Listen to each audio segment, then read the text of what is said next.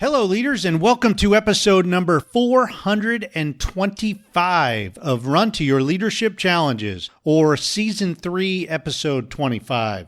Hey, today I want to talk about a topic my mastermind group is studying this week, and that is self-discipline. And specifically, I want to talk about how do we develop self-discipline.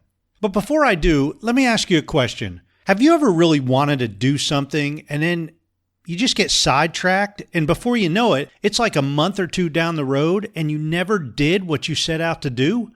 Well, I surely have, and self-discipline or lack of self-discipline may be the culprit.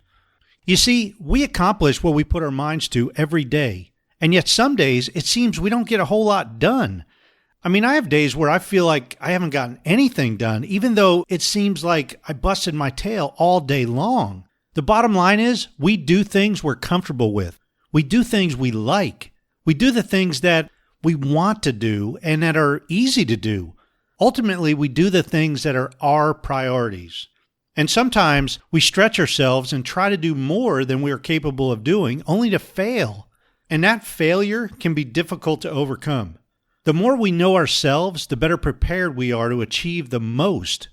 We can set loftier goals and aspirations because we know how much we can push ourselves. We know how we will react to difficulties and challenges and failures.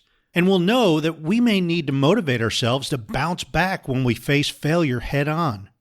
Knowing ourselves allows us to begin to develop self-discipline because it paints a clear picture in our minds about what we're capable of achieving.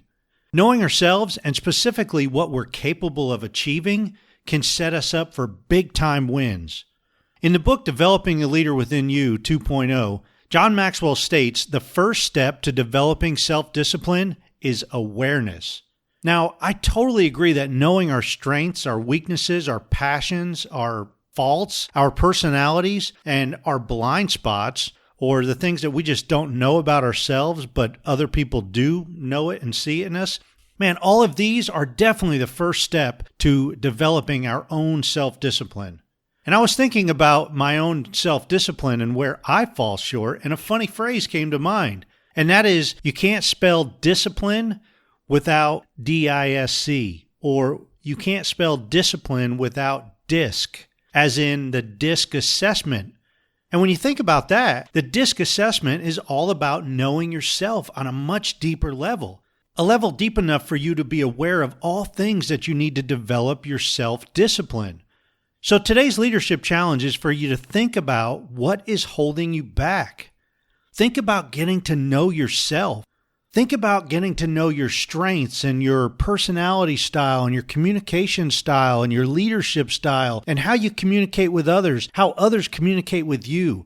You see, that's the true beginning of developing self-awareness. It's awareness of knowing who you are. The DISC is one tool that you can use. And if you're interested in that, shoot me an email or contact me and we'll set you up because it is amazing. Hey, that's it for today. As always, thank you for listening. Have a great rest of your day. And until tomorrow, run to your challenges.